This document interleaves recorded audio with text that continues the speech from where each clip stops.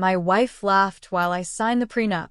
2 months later, she discovered I was worth $100 million. The pen felt heavier than it should have. Not because of what he was signing, but because of the sound filling the room behind him. Laughter. Her laughter. Light, careless, almost musical. The kind of laugh you'd hear at a garden party, not while your fiancé signed away his rights to a future he never asked to protect.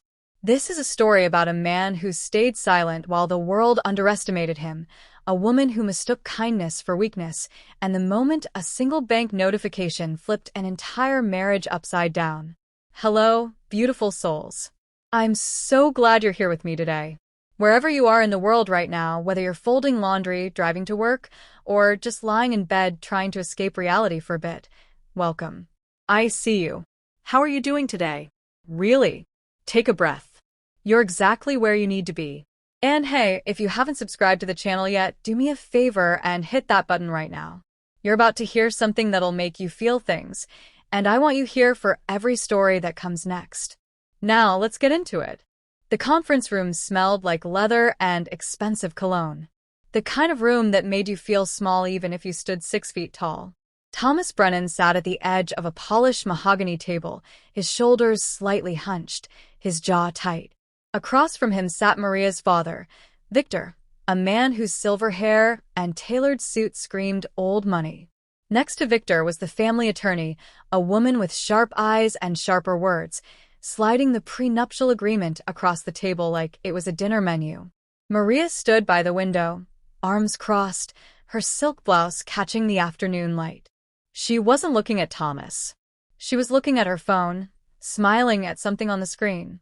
Every few seconds, she'd glance up, catch her father's eye, and they'd exchange a look that said everything. He's lucky we're even doing this. Thomas picked up the pen. His hand didn't shake. He'd expected this. He'd known it was coming the moment Maria's mother had pulled him aside 3 weeks ago and said, with a smile that didn't reach her eyes, "You understand, don't you, Thomas? It's just a formality. Protects everyone. Protects everyone." He almost laughed at that. But he didn't. He just nodded. Because Thomas Brennan had learned a long time ago that silence was a weapon people constantly underestimated. "You're sure you don't want your own lawyer to review it?" the attorney asked, her tone polite but condescending. Like she was speaking to a child who didn't understand how the grown-up world worked. Thomas met her gaze. "I'm sure." Victor leaned back in his chair, fingers steepled. "Smart man. No point dragging this out. Maria's told us all about your situation. We respect that you're trying to build something. This just ensures that what's hers stays hers. You understand. Situation. That's what they called it. His normal job. His normal life. His normal apartment with the chipped paint and the neighbor who played jazz too loud on Sundays.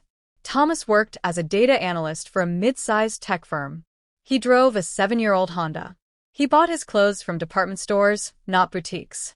And in Maria's world, in her family's world, that made him a project. A charity case. Someone to be managed. "I understand," Thomas said quietly. He signed the first page. Then the second. Then the third. And that's when he heard it. The laugh. It started soft, like Maria was trying to hold it in. But then it bubbled out, louder, brighter. She turned to her mother, who'd just walked into the room holding 2 glasses of champagne, and said something Thomas couldn't quite hear. Her mother smiled, touched Maria's arm, and they both looked at him. Not with malice. That would have been easier to stomach. They looked at him with pity. With amusement. Like he was a stray dog they'd decided to keep. Thomas's pen paused on the 4th page. Just for a second. His chest tightened, a hot flush creeping up the back of his neck. He could feel their eyes on him. All of them. Waiting to see if he'd break. Waiting to see if he'd finally show some pride, some anger, some sign that he wasn't as pathetic as they clearly thought he was. He took a breath. And he kept signing. "There," he said, pushing the document back across the table. "Done." Victor nodded approvingly. "Good. Now we can move forward with the wedding plans. Maria, darling, your mother and I will handle the venue deposit this afternoon." Maria walked over, finally putting her phone down. She placed a hand on Thomas's shoulder, the gesture meant to look affectionate, but feeling more like ownership. "Thank you, babe. I know this was probably weird for you, but it's better this way. No drama later, you know?" Thomas looked up at her. Her eyes were warm. Her smile was real.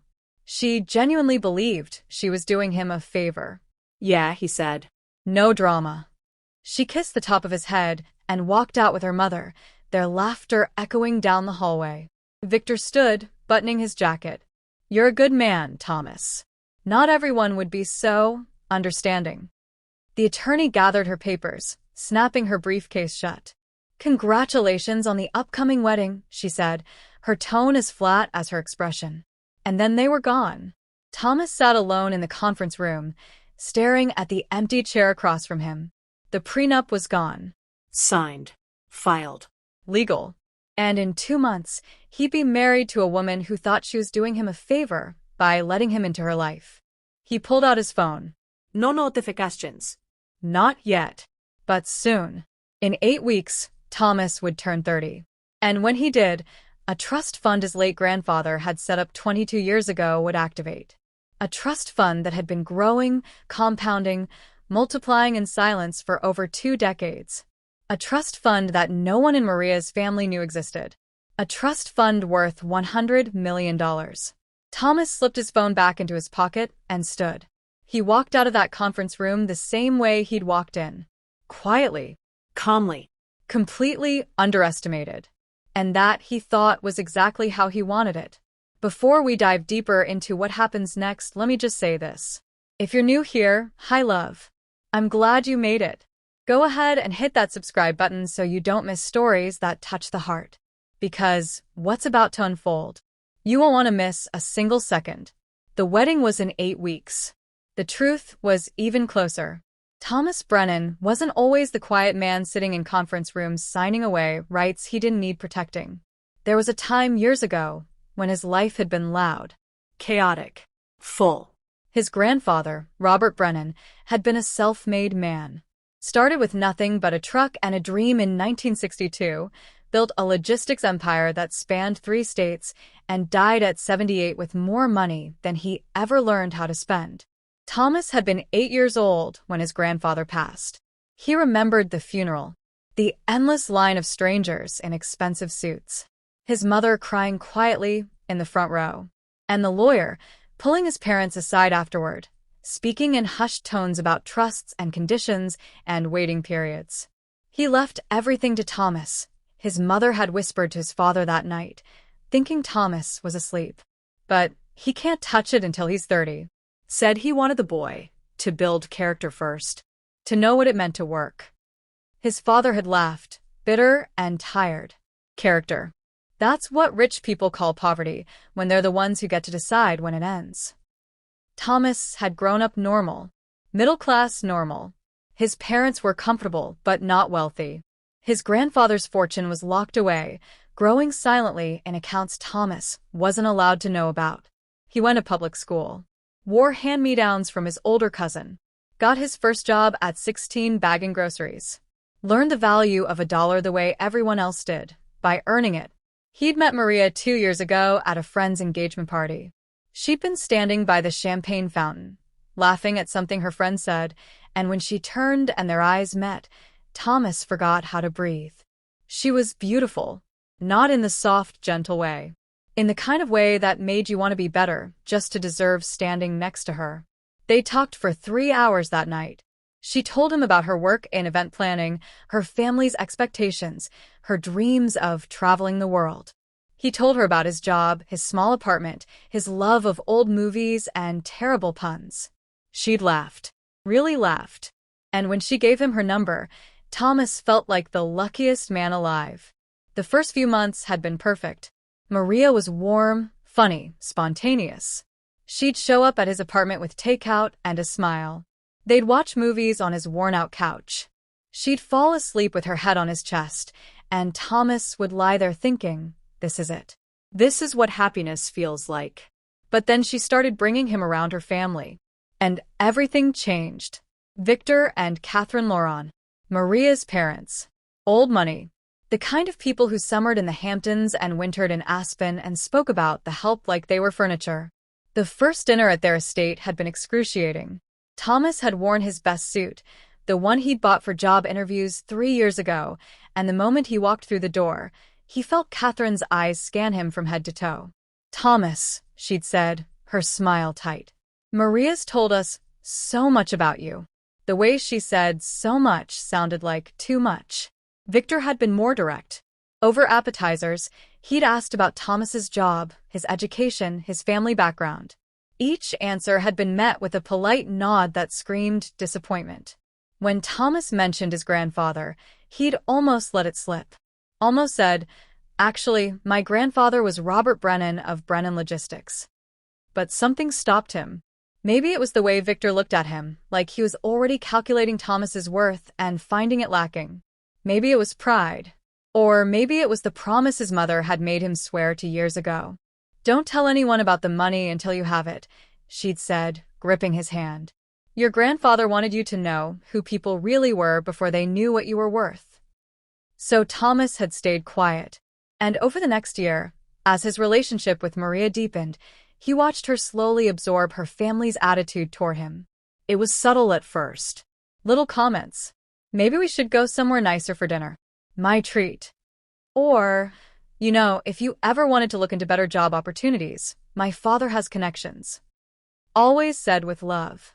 Always wrapped in concern. But underneath, the message was clear. You're not enough. Not yet. Maybe not ever. When Thomas proposed, he'd done it simply. No flas. No grand gesture. Just the two of them on the beach at sunset, and a ring he'd saved 6 months to buy. Maria had cried. Said yes. Kissed him like she meant it. But 2 weeks later, her mother had pulled him aside at a family brunch. "We need to discuss the prenup," Catherine had said, stirring sugar into her tea. "I'm sure you understand. Maria's trust fund, her inheritance, it's substantial. We just want to make sure everyone's protected." Thomas had nodded. Of course. And he'd meant it. Because he didn't need Maria's money. In 4 months, he'd have more money than the Lawrence could imagine. But he couldn't tell them that. Not yet. So he'd smiled and agreed, and let them think exactly what they wanted to think. That he was a broke man marrying up. That he should be grateful. That he was lucky Maria had chosen him at all. And hey, while you're here, if you haven't subscribed yet, I'd love to have you as part of the family. Go on, I'll wait. Because what comes next is going to show you exactly what happens when people mistake silence for weakness. The wedding happened on a Saturday in June. It was everything Maria had dreamed of. A cathedral with stained glass windows. 300 guests. A reception at the Lauron family estate with a live orchestra and champagne that cost more per bottle than Thomas made in a week. Thomas had wanted something smaller. Something intimate. But Maria had looked at him with those eyes and said, "Please? Just this one day. Let me have this." And he'd caved. Because he loved her. Because he still believed, somewhere deep down, that the woman he'd met at that engagement party was still in there. That the condescension, the little digs, the casual cruelty, that was just her family's influence. That once they were married, once they had their own space, things would go back to how they were. He was wrong. The first month of marriage, Maria controlled everything. She insisted they live in the condo her parents bought for them as a wedding gift. A sleek, modern space in the city with floor-to-ceiling windows and furniture that looked expensive because it was. Thomas's old couch, his thrift store bookshelf, his collection of vintage movie posters, they all went into storage. "We need to look like we belong here," Maria had said, redecorating without asking his opinion. "Trust me, babe. This is better." Better for who, Thomas wanted to ask. But he didn't. She took over their finances. Set up a joint account where his paycheck got deposited, but somehow only she had the card. "I'm better with money," she explained. "You just focus on work. I'll handle everything else." Thomas got an allowance. His own money, and he got an allowance. $200 a week for lunch, gas, whatever he needed. If he wanted more, he had to ask. And every time he asked, Maria would sigh, pull out her phone, and transfer the money like she was doing him a favor. You know, she said one night over dinner, if you just push harder at work, maybe ask for that promotion, we wouldn't have to live off my family's support. Thomas looked up from his plate. We're not living off your family's support. I pay half the bills. With money you wouldn't have if I hadn't convinced my dad to let you stay at that job, Maria shot back. He wanted to offer you a position at his firm. I told him you'd be too proud. I don't need your father's help. Maria laughed. That same laugh from the conference room. Babe, you literally signed a prenup that protects you from having any claim to my money. You clearly need all the help you can get. Thomas set down his fork. I signed it because you asked me to. I signed it because my lawyer told me I'd be insane not to, Maria corrected. You came into this marriage with nothing, Thomas. I'm not trying to be mean. I'm just being realistic. Nothing. The word hung in the air between them. Thomas could have corrected her. Could have told her the truth right then. But something stopped him. Maybe it was curiosity. Maybe it was spite. Or maybe it was just the cold, creeping realization that the woman he married didn't actually love him. She loved the idea of him. The project. The fixer-upper husband she could mold and show off once he finally became worthy. So he stayed quiet. And he watched. Maria started going out more. Girls' nights that stretched past midnight. Gym sessions that lasted 3 hours. She'd come home smelling like expensive cologne that wasn't hers, her phone glued to her hand, smiling at texts she'd quickly hide when Thomas walked into the room. Who's that? He'd ask. Just Hannah, Maria would say. Or Becca. Or some friend from yoga. But Thomas wasn't stupid. He'd seen the way she looked at her phone. The way she'd laugh, that private little laugh that used to be reserved for him. The way she'd started dressing differently. More effort. More skin. More everything. One night, he picked up her phone while she was in the shower. He wasn't proud of it. But he needed to know. The messages were all there. A guy named Derek. From her gym. They'd been talking for weeks. Nothing explicitly sexual. Not yet. But the tone was there. The flirtation. The inside jokes. The "I wish my husband was more like you" comments that made Thomas's stomach turn. Can't wait to see you tomorrow, Derek had written that afternoon. Same, Maria had replied. He'll be at work. We'll have plenty of time. Thomas put the phone down exactly where he'd found it. He didn't confront her. He didn't yell. He just filed the information away and waited. Because in 2 weeks, Thomas was turning 30. And in 2 weeks, everything was going to change. The disrespect got worse. Maria started criticizing everything. His clothes were too cheap. His car was embarrassing. His haircut made him look like he shopped at Supercuts, which he did, because she'd put him on a budget that didn't leave room for much else. She told her friends, right in front of him at a dinner party, I'm married for love, not money. Obviously. And they'd all laughed, shooting him sympathetic looks like he was some kind of charity case. Her father offered him a job again. At a fraction of what Thomas currently made, doing grunt work in the mailroom. Everyone starts somewhere, Victor had said, clapping him on the shoulder. Build your way up. Show some initiative. Thomas declined politely. Maria was furious. Do you know how embarrassing that is for me? My father offers you an opportunity, and you throw it back in his face. I have a job, Thomas said calmly. You have a job that pays you barely enough to survive. If it wasn't for me, for my family, where would you even be? Thomas looked at his wife. Really looked at her. At the designer dress she'd bought with her trust fund. At the diamond earrings her mother had given her for her birthday. At the sneer on her face that had become permanent. And he realized something. She didn't want him to succeed. She wanted him dependent. Because as long as he needed her, she had power. As long as he was beneath her, she could feel superior. And the prenup? That wasn't about protecting her assets. It was about making sure he could never rise above her. You're right, Thomas said quietly. Where would I be without you? Maria smiled, satisfied. She kissed his cheek. Exactly. So, just trust me, okay? I know what's best for us. Thomas nodded. And he counted down the days. It happened on a Thursday. Thomas came home early. His manager had sent him home after he'd wrapped up a project ahead of schedule. He'd thought about texting Maria, letting her know he'd be back by 3 instead of 6. But something stopped him. Some instinct. Some quiet voice in the back of his mind that said, "Don't." So he didn't. He pulled into the parking garage of their building and immediately spotted a car he didn't recognize. A black Mercedes. New. Expensive. Parked in the guest spot next to Maria's SUV. Thomas's jaw tightened. He took the elevator up to the 15th floor, his heart pounding in his chest. He told himself he was being paranoid. That Maria wouldn't. That there was a rational explanation. But when he unlocked the door and stepped inside, he heard voices. Laughter. Maria's voice, bright and flirty. "Stop, you're terrible." A man's voice, deep and smug. "You love it." Thomas walked through the entryway, past the kitchen, and stopped at the entrance to the living room. Maria was on the couch. Not alone. A man sat next to her, close enough that their knees touched.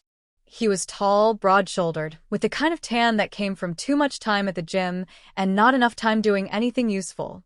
He wore a Rolex, designer jeans, a smile that said he'd never been told no in his life. Derek. Maria looked up and froze. For a second, nobody moved. Then Maria laughed. Nervous. Guilty. Thomas. Hey. "You're home early." Thomas didn't say anything. He just looked at her. Then at Derek. Then back at her. "This is Derek," Maria said quickly, standing up. "For my gym. I told you about him, remember? He was just, dropping off some meal prep containers I left there." Meal prep containers. Thomas looked around the room. No containers.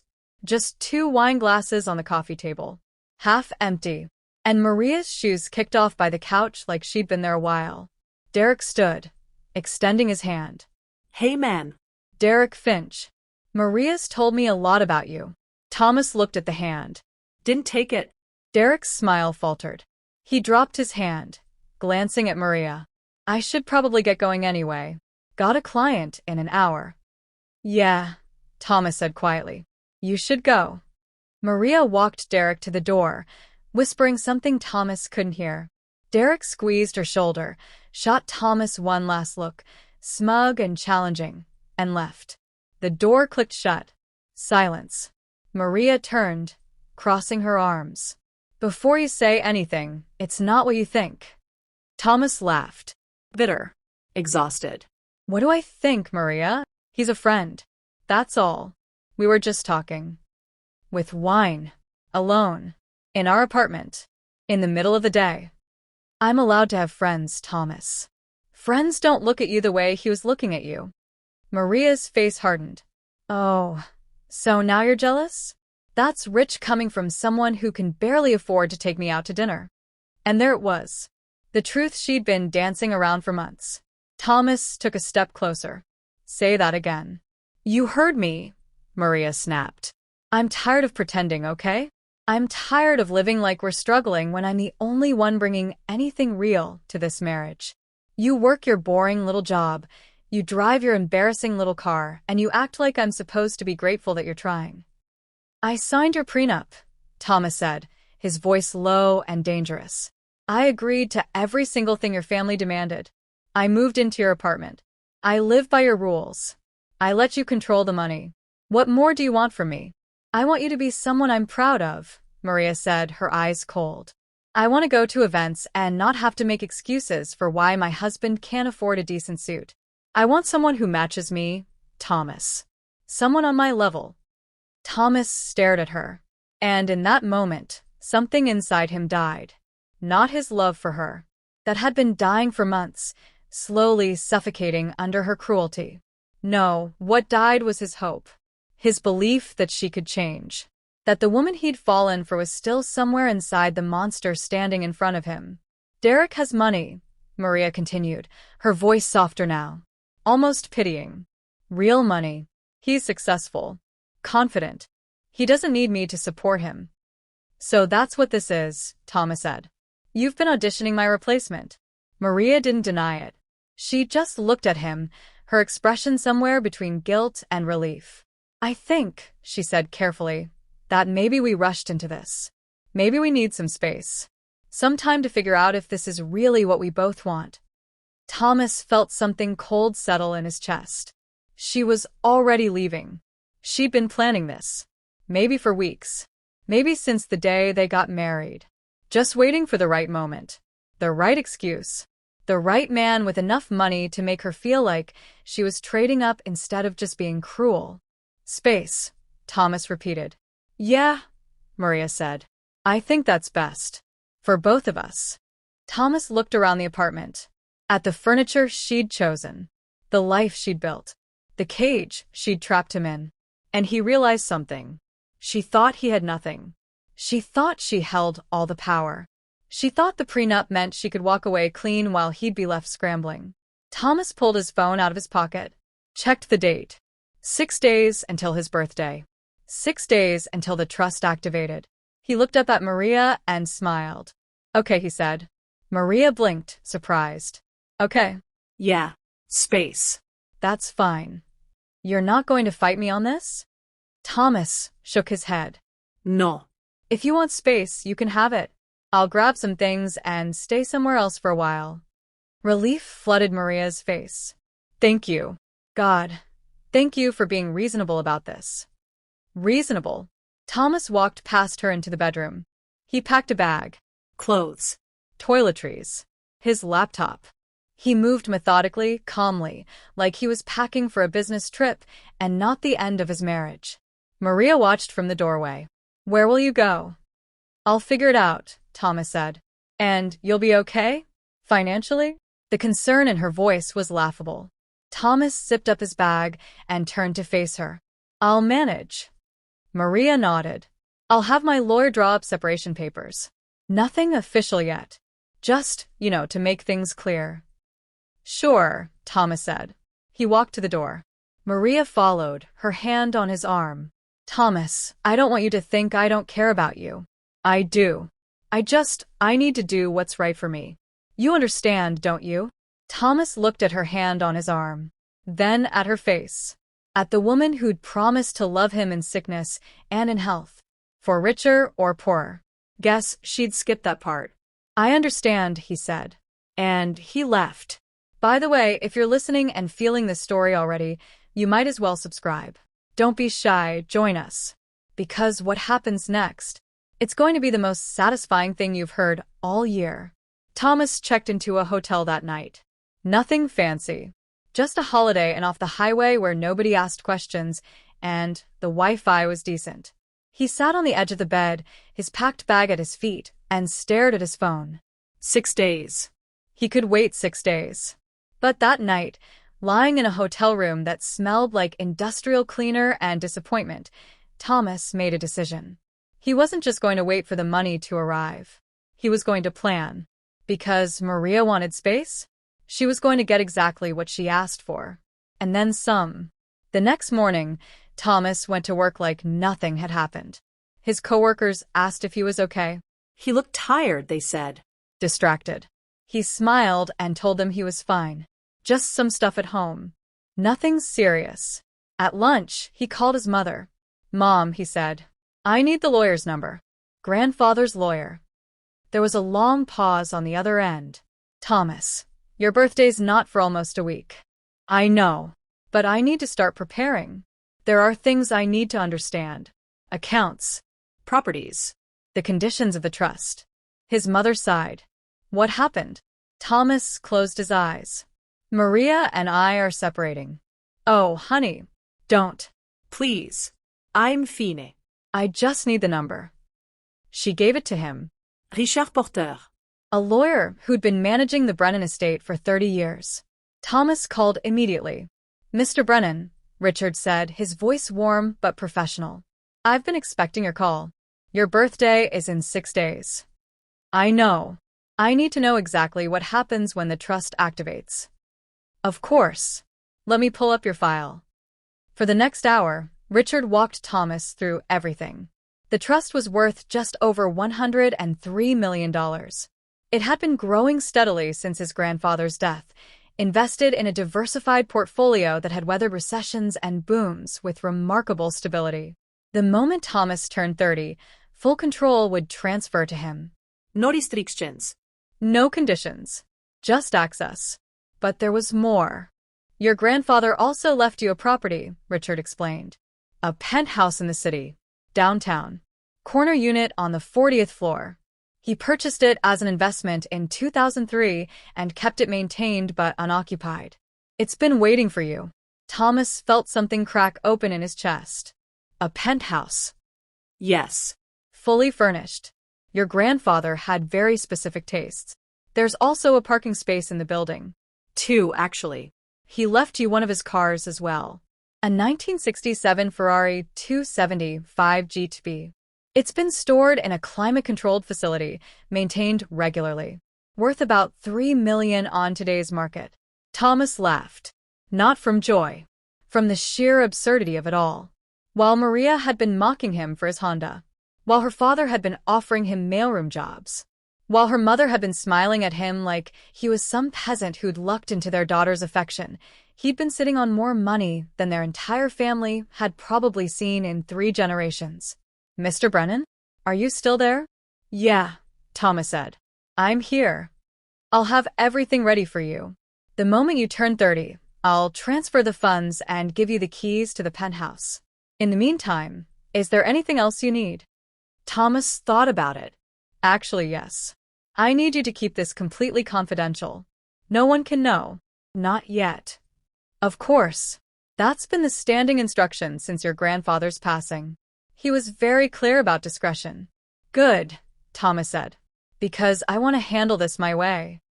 He hung up and sat in his car in the parking lot, staring at the office building in front of him. Everything was about to change. In 6 days, he'd have access to more money than he could spend in 10 lifetimes. He'd have a penthouse, a Ferrari, freedom, but more than that, he'd have power. And Maria? Maria had just made the biggest mistake of her life. Thomas spent the next 6 days living in that hotel room. He went to work, came back, ordered takeout, watched TV. From the outside, he looked like a man going through a rough patch. Defeated. Exactly what Maria probably thought he'd be. But inside, Thomas was counting down. 5 days. 4 days. 3 days. Maria texted him twice. The first time to ask if he was doing okay. The second time to let him know her lawyer would be in touch about the separation papers. She signed the message with a heart emoji. Like they were still friends.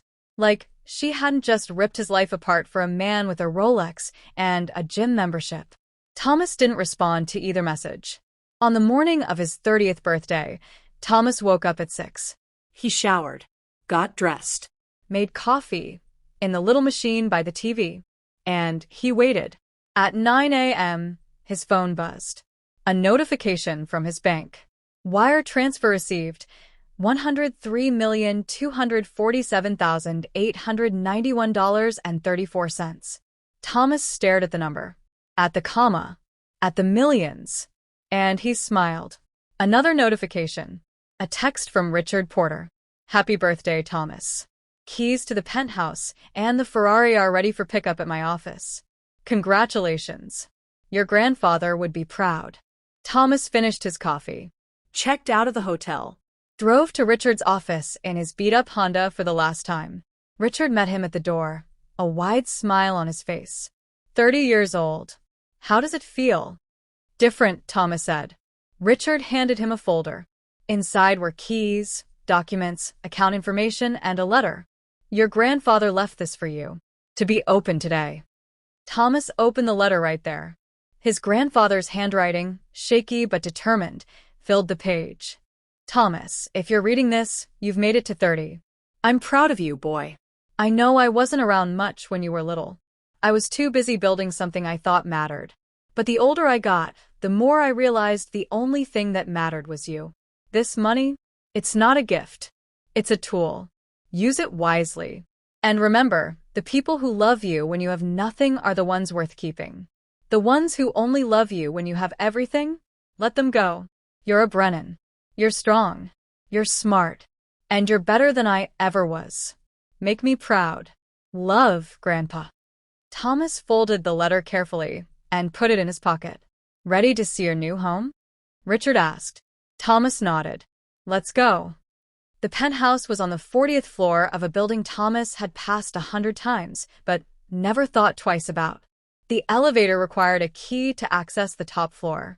Richard inserted it, and they rode up in silence. The doors opened directly into the apartment. Thomas stepped inside and stopped breathing. Floor-to-ceiling windows overlooked the entire city. The space was massive. Open concept.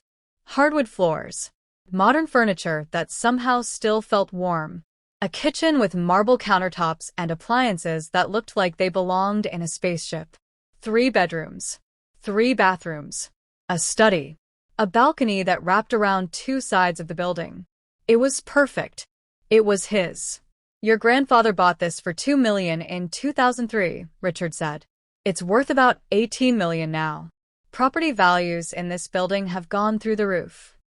Thomas walked to the window and looked out over the city. Somewhere down there, Maria was probably texting Derek, planning her next move, thinking she'd won. She had no idea. The Ferrari is in the garage, Richard continued. Space 401. I'll leave the keys with you. Thomas turned. Thank you, Richard. For everything.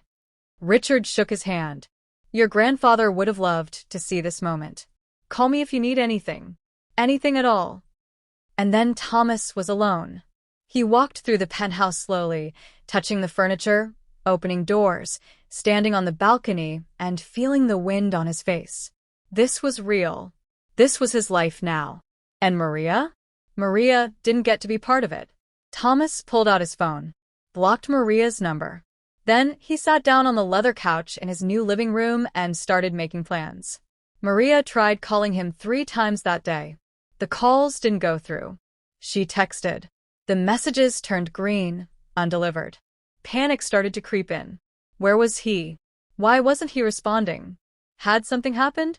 She called the hotel where she knew he'd been staying. They told her he'd checked out that morning. She called his office. They said he'd taken a personal day.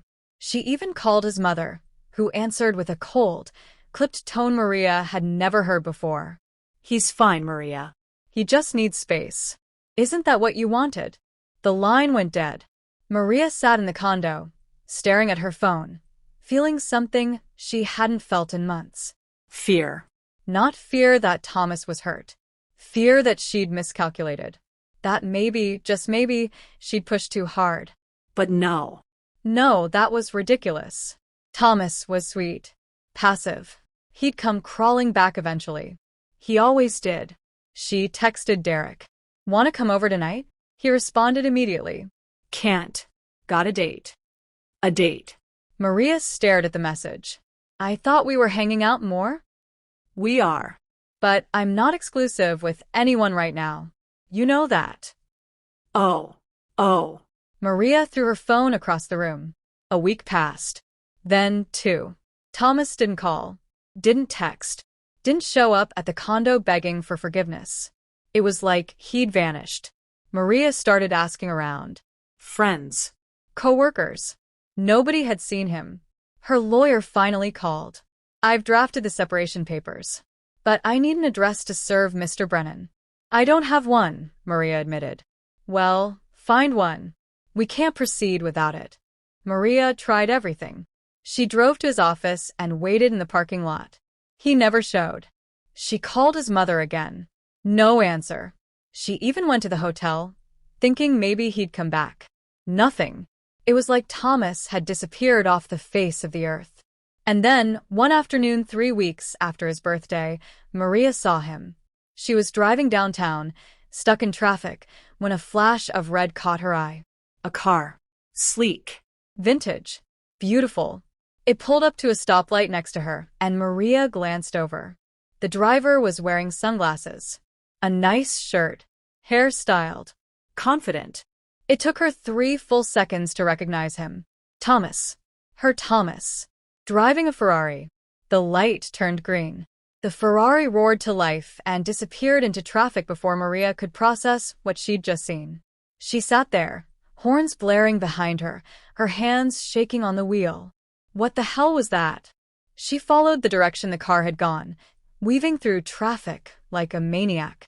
She didn't know what she was doing, didn't have a plan. She just needed to see where he was going, needed to understand what was happening.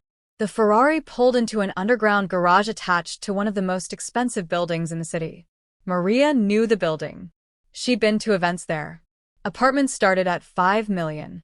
She parked on the street and ran to the entrance. A doorman stopped her immediately. "Can I help you?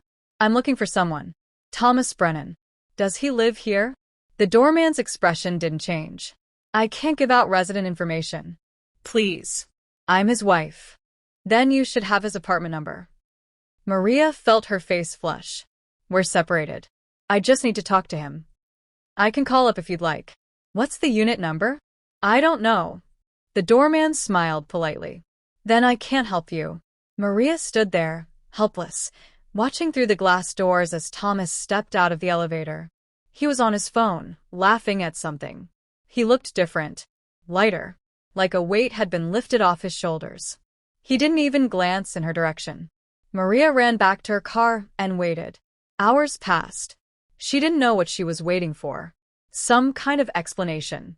Some kind of proof that she wasn't losing her mind.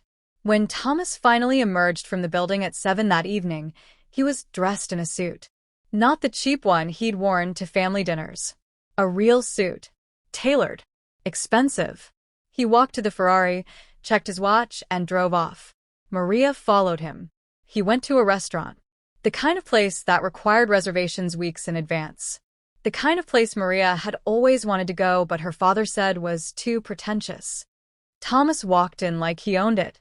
Maria sat in her car across the street, her mind racing. This didn't make sense. None of this made sense. Thomas was broke. He worked a boring job. He drove a Honda. He needed her family's support to survive. So where did the Ferrari come from? Where did the penthouse come from? Where did the suit, the confidence, the complete transformation come from? Before we continue, can I ask a tiny favor? Hit that subscribe button. It means more than you know. Because what Maria is about to discover is going to flip everything you thought you knew about this story. Maria waited outside the restaurant for 2 hours. When Thomas finally came out, he wasn't alone. A woman walked beside him. Tall. Elegant. Laughing at something he said. They walked to the Ferrari together. Thomas opened the door for her. She smiled and touched his arm before getting in. And Maria felt something shatter inside her chest. The next morning, Maria showed up at Thomas's office. His secretary tried to stop her, but Maria pushed past. She burst into his office, breathless and wild-eyed.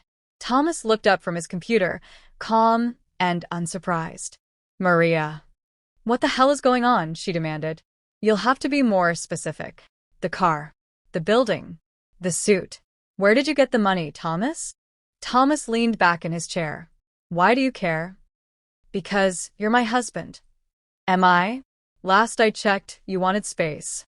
You wanted to figure out if this was really what you wanted. Have you figured it out yet?" Maria felt tears prick her eyes. "I saw you. With that woman." "Who is she?" "A friend." "Bullshit." Thomas stood. He walked around his desk and stood in front of her. Not angry. Not sad. Just neutral. Like she was a stranger, he was being polite too. "Her name is Elena. I met her at an art gallery opening last week. She's a doctor. Smart. Kind. She doesn't care about my money." "Your money?" Maria laughed, hysterical. "What money, Thomas? You're a data analyst. You make $53,000 a year." Thomas pulled out his phone, opened his banking app, turned the screen toward her.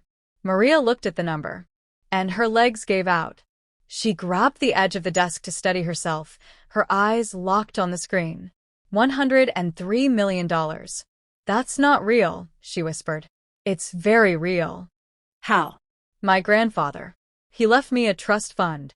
It activated on my 30th birthday. 3 weeks ago." The room spun. Maria felt like she was going to be sick. "Your birthday was 3 weeks ago." "Yes." "You've had this money for 3 weeks, and you didn't tell me?" Thomas took his phone back. "Why would I? You wanted space. You were already planning to leave me for Derek. What difference would it have made?" It would have made every difference, Maria said, her voice breaking. Thomas, I didn't know. If I'd known, I never would have. Would have what? Thomas interrupted. Treated me like garbage? Controlled my money? Mocked me in front of your friends? Made me feel like I should be grateful you even married me? I didn't mean it like that. Yes, you did. Thomas's voice was quiet. Deadly. You meant every word, every look, every condescending comment. You thought I was beneath you, Maria. And you were fine with that. You were happy with it, because it meant you had power. Maria's hands shook. Please. Thomas, please. I made a mistake. I was stupid. But we can fix this. We're still married. We can. We're not married, Thomas said. Not in any way that matters. But the prenup. Thomas smiled. The prenup you made me sign? The one that protects your assets from me? It also protects my assets from you. I didn't have anything when we got married, remember? So the prenup says any assets I acquire during the marriage that are from inheritance are mine alone. My lawyers already reviewed it. You get nothing. Maria's face went white. No. No, that can't be. It is. And it's final. My lawyer will be in touch with the divorce papers. Sign them. Move on. Find your Derek or whatever other rich guy you think will make you happy. Thomas, please, Maria sobbed. I love you. I'm sorry. I'm so sorry. Thomas looked at her. Really looked at her. At the woman who'd laughed while he signed away rights he never needed protecting.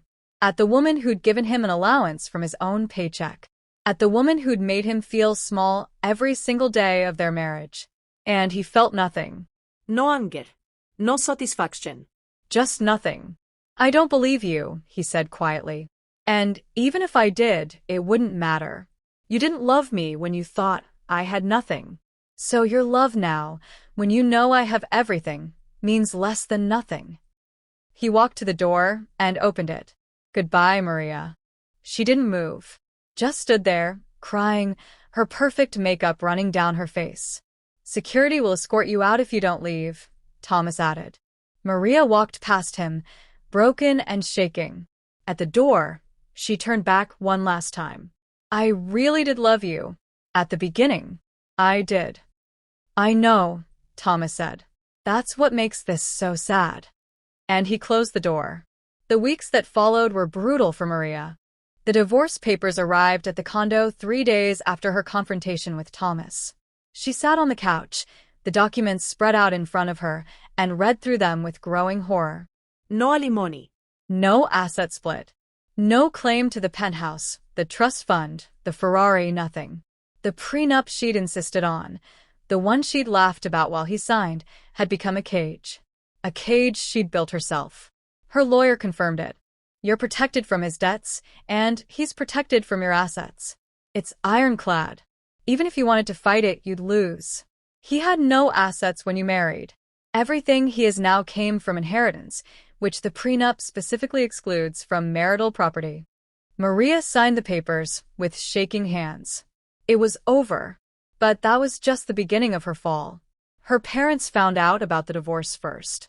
Maria tried to spin it, tried to make it sound like a mutual decision. But Catherine saw right through it. What do you mean he has money? Catherine demanded over dinner at the estate. Thomas was broke. He had a trust fund. Maria said, her voice small. From his grandfather. It activated on his 30th birthday. Victor set down his fork. How much? Over 100 million. The silence that followed was deafening. Victor's face turned red. You left a man worth $100 million for a personal trainer? I didn't know, Maria cried. How was I supposed to know? You weren't supposed to leave him at all, Catherine snapped. My God, Maria. Do you have any idea what you've done? The connections. The opportunities. We could have. Could have what? Maria interrupted. Used him? That's what you're upset about. That you didn't get to use him? Victor stood. Get out. Dad. Get out. You've embarrassed this family enough. Maria left her parents' house and drove to Derek's apartment. She needed someone. Anyone. She knocked on his door, mascara streaking her face. Derek opened the door in a towel. Behind him, Maria could hear a woman's voice. "Who is it, babe?" Derek's expression said everything. "Maria." Hey. This isn't a good time. I need to talk to you. Look, I thought we were just hanging out. Having fun. I didn't think you were, serious about me. Maria stared at him. "You told me you wanted someone on your level." "Yeah, and I found her. Her dad owns 3 hotels. Sorry, but you're kind of a mess right now." He closed the door in her face. Maria stood in the hallway alone and finally understood. She'd thrown away the only person who'd ever actually loved her. And for what? For nothing. For less than nothing. The news spread through Maria's social circle like wildfire. Someone saw Thomas at a charity gala. Someone else saw him driving his Ferrari. Someone's cousin worked at the building and confirmed he owned the penthouse on the 40th floor. And Maria? Maria became a cautionary tale. At a party she wasn't even invited to but crashed anyway, hoping to salvage some dignity. She overheard 2 women talking by the bar. "That's her," one whispered. "The one who divorced the millionaire. I heard she didn't even know he had money." How stupid do you have to be? Maria left before they could see her crying. Her mother stopped taking her calls. Her father sent a cold email informing her that they'd be reducing her trust fund allowance until she demonstrated better judgment. Her friends, the ones who'd laughed along with her when she mocked Thomas, suddenly had excuses whenever she tried to make plans. She was alone. Completely alone. One night, 3 months after the divorce was finalized, Maria drove downtown. She didn't plan to. Her car just sort of ended up there. And before she knew it, she was parked across from Thomas's building, staring up at the 40th floor. The lights were on. She could see shadows moving behind the windows. He was up there, living his life. Happy. Free. Without her. Maria put her head on the steering wheel and sobbed. If you're watching this and haven't subscribed yet, don't break my heart like that. Tap the button. Let's keep growing together. Because this story's almost over, and the ending is everything you need to hear. 6 months after the divorce, Thomas stood on the balcony of his penthouse, a glass of wine in his hand, and watched the sun set over the city. Life had changed in ways he couldn't have imagined. He'd quit his job at the tech firm. Not out of spite. He just didn't need it anymore. And honestly, spending his days analyzing data for a company that didn't appreciate him felt like a waste of the life his grandfather had given him the freedom to live. Instead, Thomas started investing. Carefully. Strategically. He met with financial advisors, studied the market, and used a small portion of his trust to fund startups that actually interested him. A clean energy company. An app that connected volunteers with local charities. A scholarship fund for kids from low-income families who wanted to study engineering. His grandfather had told him the money was a tool. Thomas was determined to use it well. But he also let himself enjoy it. He traveled. Paris. Tokyo. Barcelona. Places he'd always wanted to see but never could afford. He bought art he actually liked instead of whatever matched the couch. He donated to causes he cared about. He said yes to experiences instead of always saying no because of the price tag. And he met Elena. Elena Rodriguez, a pediatric surgeon with a smile that could light up a room and a work ethic that put most people to shame. They'd met at a charity auction for children's hospitals. Thomas had bid on a weekend at a vineyard. Elena had bid against him, driving the price up until they were both laughing. He'd won the bid. Then asked if she wanted to join him. She'd said yes. That weekend had turned into coffee dates. Then dinner dates. Then late nights talking about everything and nothing. Elena didn't care about his money. She made more than enough on her own. She cared about his kindness, his humor, the way he listened when she talked about her day, and actually remembered the details. "You're different," she'd said once, lying next to him in bed. "You don't act like someone who grew up with money." "I didn't," Thomas admitted. "Not really. I grew up normal. The money came later." "Good," Elena said. "Normal people are better." Thomas smiled. "Even the ones who drive Ferraris?" "Especially them." It wasn't serious yet. Not officially. But Thomas felt something with Elena he'd never felt with Maria. Peace. Ease. The sense that he didn't have to prove anything or be anything other than himself. Meanwhile, Maria's life continued to spiral. Thomas didn't keep tabs on her. Didn't need to. But news traveled in social circles, and people loved to gossip. She'd moved out of the condo her parents bought her. Couldn't afford it after they cut her allowance. She was living in a one-bedroom apartment now, working a job in event planning that barely covered rent. Derek had moved on to someone else. Then someone else. Maria had tried dating, but word had gotten around. Men saw her as the woman who'd thrown away a fortune. Some found it funny. Most found it pathetic. Her parents had slowly started letting her back into their lives, but the relationship was strained. Every family dinner came with passive-aggressive comments about missed opportunities and bad decisions. Maria had become exactly what she'd always been terrified of becoming. Ordinary. One evening, Thomas was at a restaurant with Elena when he saw Maria walk in. She was with someone, a man who looked bored and kept checking his phone. She hadn't seen Thomas yet. He could have left, could have asked for the check and slipped out the back. But he didn't.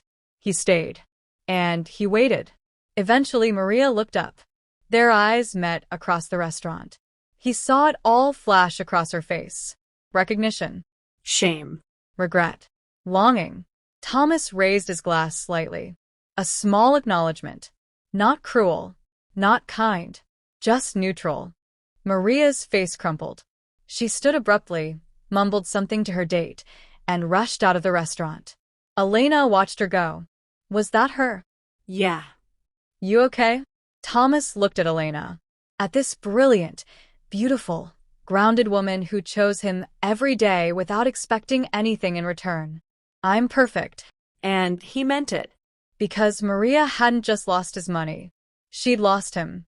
She'd lost the man who would have loved her through anything, who would have worked every day to make her happy, who would have built a life with her brick by brick, slowly and steadily, until they had something real. She'd traded all of that for the idea of something better. And she'd lost. Thomas didn't feel vindictive about it. He didn't feel triumphant. He just felt free. Free from the weight of her judgment. Free from the cage of her expectations. Free from the constant feeling that he wasn't enough. He'd signed the prenup twice. Once with humiliation, his hand steady while she laughed. Once with satisfaction, his signature ending a marriage that never should have happened. Either way, he'd walked away richer. Not just in money, in dignity, in self-respect, in the knowledge that he'd never again let someone make him feel small. A few weeks later, Thomas received a letter. It was from Maria. Handwritten. 4 pages long. He almost didn't read it. Almost threw it away. But curiosity got the better of him. The letter was an apology. A real one. Not the desperate, manipulative kind she'd tried in his office. This was different. Quieter. More honest. She wrote about how ashamed she was. How she'd replayed every moment of their marriage and finally understood what she'd done. She didn't ask for forgiveness. Didn't ask for anything. Just said she was sorry. That he deserved better. That she hoped he was happy. Thomas read it twice. Then he folded it carefully, put it in a drawer, and never looked at it again. Because some apologies come too late. Some bridges burn too bright to ever rebuild. And some people only learn the value of what they had after it's gone. Thomas didn't need Maria's apology. He'd already moved on. Settle in, get comfortable, and if you haven't subscribed yet, go ahead and do that. You're safe here. Because we're almost at the end, and trust me, you'll want to be here for how this story wraps up. 1 year after the divorce was finalized, Thomas stood in the same place where this all began. Not physically, but emotionally. He was at a wedding. His friend Jake was getting married, the same friend whose engagement party had introduced him to Maria all those years ago. The ceremony was beautiful, simple. The kind of wedding where you could feel the love radiating from the couple, not just see it performed for an audience. Thomas sat in the 3rd row, Elena beside him, her hand resting gently on his knee. During the vows, when the bride promised to love her husband for richer or poorer, Thomas felt Elena squeeze his hand. She leaned over and whispered, "That's the one that matters, isn't it?" Thomas nodded. Yeah. That's the one. After the ceremony, during the reception, Thomas found himself standing by the bar, watching couples dance. Elena had been pulled away by an old medical school friend, leaving him alone with his thoughts. Thomas Brennan. He turned. Jake stood there, tie loosened, face flushed from champagne and happiness. "Man, thank you for coming. It means everything." "Wouldn't have missed it," Thomas said, shaking his hand. "Congratulations. She's perfect for you." "She is." Jake paused. "Hey, I heard about you and Maria. I'm sorry it didn't work out." Thomas took a sip of his drink. "Don't be." "I'm not." Jake studied him. "You look different.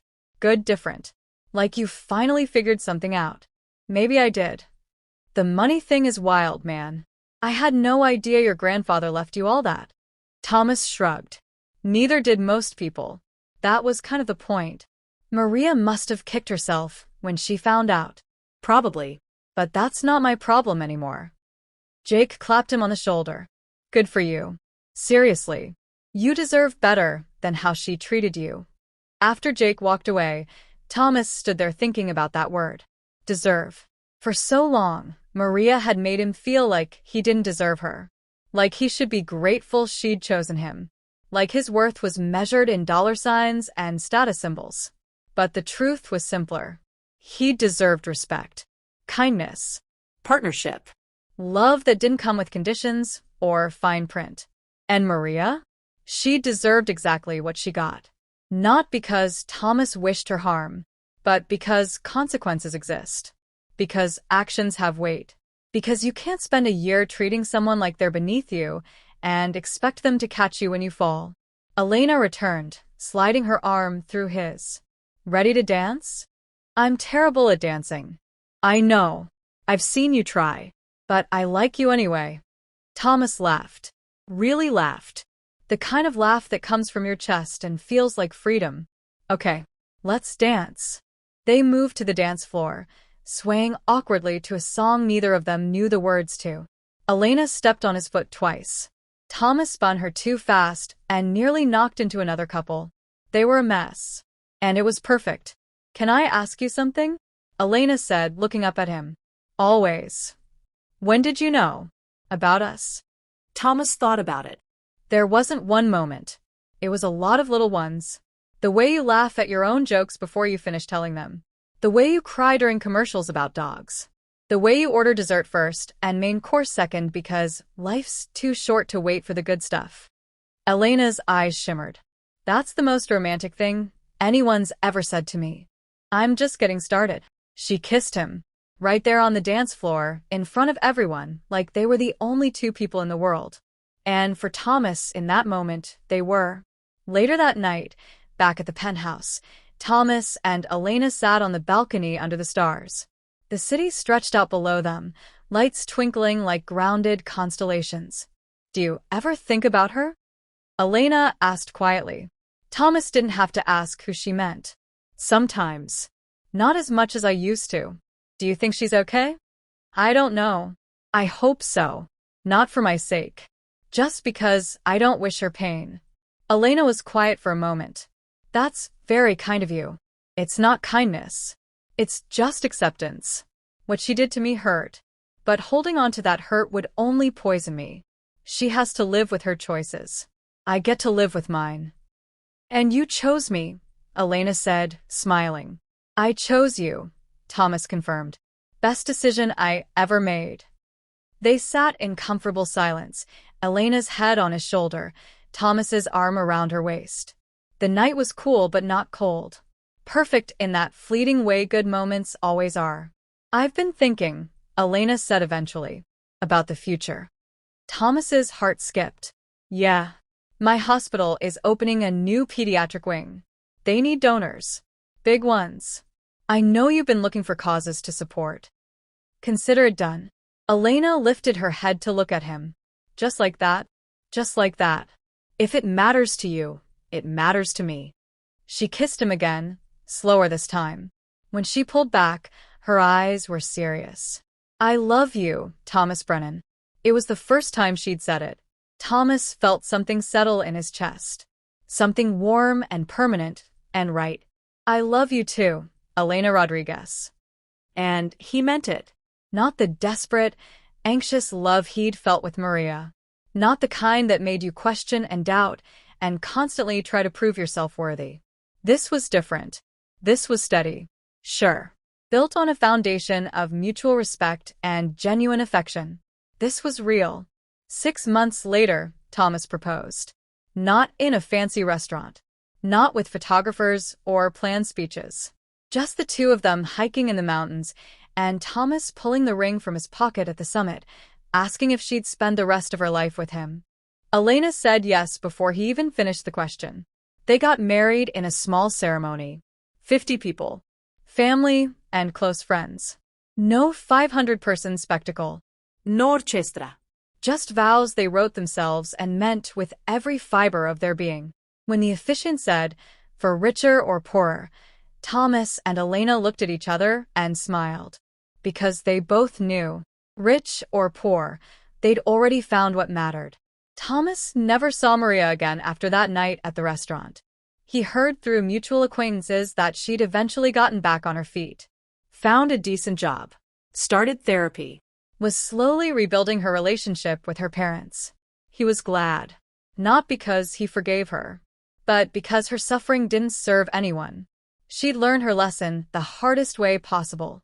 That was enough. One afternoon, 2 years after his divorce from Maria, Thomas received an unexpected package. No return address. Just his name and the penthouse address written in careful handwriting. Inside was a book. An old leather-bound journal that Thomas recognized immediately. His grandfather's journal. Thomas had seen it once, years ago, in his grandfather's study. He'd asked about it, and his grandfather had smiled and said, "Someday, this will make sense to you." Thomas opened it carefully. The pages were filled with his grandfather's handwriting, observations, and thoughts spanning decades. But tucked in the middle was a letter, addressed to Thomas. "My dear boy," it began. "If you're reading this, you've reached 30. You've received the trust. And I truly hope you've learned what I spent a lifetime learning. Money is a tool. Nothing more. It can buy comfort, security, opportunity. But it cannot buy character. Cannot buy love. Cannot buy the things that actually matter. I gave you the money because I wanted you to have choices. But I made you wait because I wanted you to understand value first. The value of hard work, of humility, of seeing people for who they really are before they see what you have. Use this gift wisely. Love deeply. Give generously. And never, ever let money make you forget where you came from. You're a good man, Thomas. With or without the fortune. Never forget that. Love always, Grandpa." Thomas read the letter 3 times. Then he put it back in the journal and placed it on the shelf in his study, next to a photo of him and Elena on their wedding day. His grandfather had been right about everything. The money had given Thomas freedom, security, opportunities he never would have had otherwise. But it hadn't made him who he was. That had been his choice. Thomas thought about the prenup sometimes, about Maria's laughter, about the humiliation he'd felt signing away rights he never needed protecting. But now, looking back, he could see it differently. That prenup had been a gift. Not because of what it protected, but because of what it revealed. Maria's true nature, her values, her priorities. If Thomas had told her about the money from the beginning, they might still be married. But it would have been a lie, a performance. Her playing the role of loving wife while secretly counting his net worth. The prenup had shown him the truth. And the truth, as painful as it was, had set him free. Before we say goodbye, let me ask you one more time. Have you subscribed? If not, do me that favor. Hit that button. Because stories like this, stories about second chances and finding real love and understanding your worth, these are what we're all about here. And I want you here for every single one. 3 years after the divorce, Thomas sat in his study, reviewing proposals for a new foundation he was starting. The Brennan Foundation for Financial Literacy. designed to teach young people about money, investing, and building wealth, especially kids from low-income families who never had access to that kind of education. Elena walked in with 2 cups of coffee. "How's it going?" Good. "I think we can launch by fall." She set his coffee down and perched on the edge of his desk. "Your grandfather would be proud, you know." Thomas smiled. Yeah. "I think he would be." "I'm proud of you, too." "For what?" "For not letting what Maria did make you bitter. For not letting money change who you are. For being the kind of man who gets $100 million and thinks, how can I help people, instead of what can I buy?" Thomas pulled her onto his lap. "I had a good teacher." "Your grandfather?" "You." Elena laughed. "I didn't teach you anything. You taught me what real love looks like. You taught me that my worth isn't in my bank account. You taught me that the right person doesn't care what you have. They just care about who you are." Elena kissed his forehead. "We taught each other." And that was the truth of it. Thomas had lost a wife who never really loved him, and found a partner who loved him more than he ever thought possible. He'd signed a prenup that was meant to humiliate him, and it had ended up saving him. He'd spent a year of his life married to the wrong person, and now he got to spend the rest of his life with the right one. That evening, Thomas and Elena hosted a small dinner party. Friends. Family. His mother, who'd remarried and was happier than Thomas had ever seen her.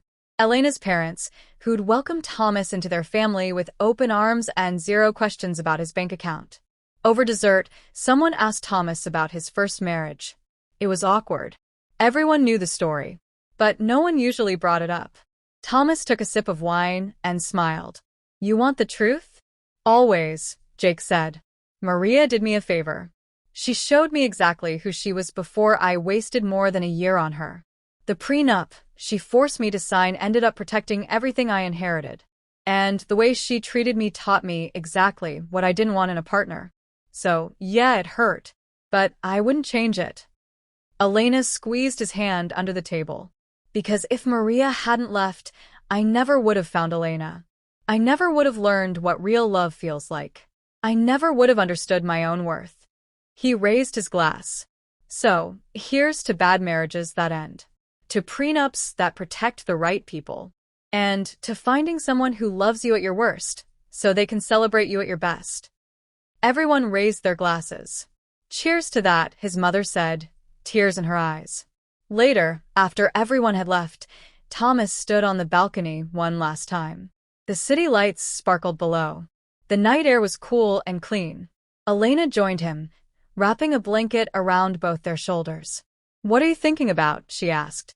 Thomas thought about Maria signing the prenup with that laugh. About Derek and his Rolex. About Victor and Catherine and their disappointment. About the hotel room where he'd waited for his birthday. About the moment he'd seen that notification. $103 million. But mostly he thought about this. This moment. This woman. This life he'd built from the ashes of everything Maria had tried to burn down. "I'm thinking," Thomas said slowly, "that I signed the prenup twice. First with humiliation. Second with satisfaction. Either way, I walked away richer." Elena smiled.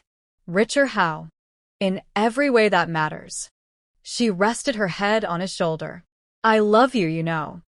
"I know," Thomas said. "I love you too." And as they stood there under the stars, Thomas realized something profound. The money had been a test. Not of what he'd do with it, but of who would stay when he had nothing and who would come running when he had everything. Maria had failed that test spectacularly. But Thomas? Thomas had passed. He'd stayed humble, stayed kind, stayed true to the man his grandfather had raised him to be. And in doing so, he'd found something worth more than $100 million. He'd found peace. He'd found purpose. He'd found love. Real love. The kind that doesn't come with conditions or prenups or second-guessing. The kind that just is. Sometimes Thomas thought the person who walked away simply made space for the life you deserved all along. Maria had walked away. And Thomas had found everything. Not in spite of her leaving, but because of it. That night, Thomas slept better than he had in years. No regrets. No anger. No wondering what might have been. Just gratitude. For his grandfather's wisdom. For his own patience. For Elena's love. For the journey that had brought him here. He'd signed the prenup twice. And twice he'd won.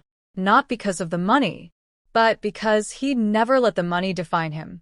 He was Thomas Brennan. And he was finally, completely, undeniably free. The end. Thank you for being here with me through this entire story. If you felt something, if this touched your heart or made you think about your own worth, do me a favor. Leave a comment below. Tell me what you felt. And if you haven't subscribed yet, please do. Because stories like these, stories about finding yourself and understanding your value and building the life you deserve, these are what we're all about. I'll see you in the next one. Until then, remember, your worth is never determined by how others see you. It's determined by how you see yourself. Stay strong, stay kind, and never, ever settle for someone who makes you feel small.